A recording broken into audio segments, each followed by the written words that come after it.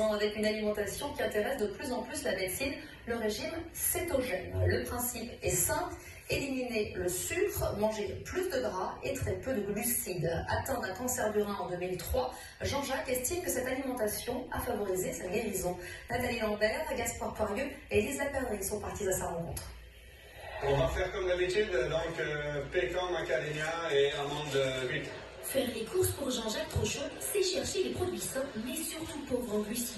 On va prendre 2 artichauts déjà, citron, une myrtille, 2 framboises. Son alimentation suit les principes du régime cétogène. On va prendre un peu de gouda. Comprenez, faible en sucre et riche en bonne graisse. Les fromages à pâte dure sont importants parce que c'est là qu'on a le moins de glucides. Le sucre du lait n'est pas présent. Ce régime impose de supprimer certains fruits comme la banane, très sucrée, mais aussi le pain et les céréales, les féculents ou encore les légumineuses. A l'inverse, il faut miser sur le gras, mais pas n'importe lequel, celui contenu dans les huiles végétales, l'avocat, les poissons gras ou encore les fruits à coque, comme les noix.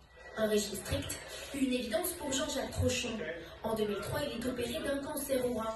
Il rechute en 2012 avec des métastases au poumon. Suivi médicalement, il tente en complément le régime cétogène et le jeûne. Aujourd'hui, il est totalement rétabli.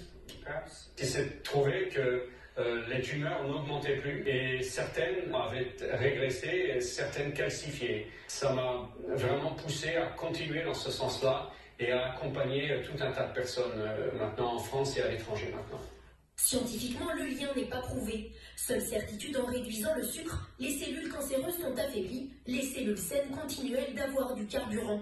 On a dans le cadre de chimiothérapie et de radiothérapie des effets secondaires nettement moindres, voire inexistants. Là où le régime cétogène est le plus efficace, c'est lorsqu'il accompagne les traitements classiques. Pas de remède miracle donc, mais une piste pour les cancérologues. C'est vrai qu'on commence à avoir pas mal de recul ensemble et qu'il a une maladie qui évolue encore plus lentement que ce qu'on voit d'habitude. Il est persuadé que c'est lié au régime cétogène et il a peut-être raison. Est-ce que ça joue pour 5%, 10%, 50% du traitement du cancer? Je n'en sais rien. Et c'est ça que j'aimerais comprendre. Les études sur l'homme commencent à peine, mais les chercheurs du monde entier s'interrogent. En septembre, ils se réuniront aux États-Unis pour aborder les premiers essais cliniques. L'actualité à l'étranger, c'est tout d'abord ce 10e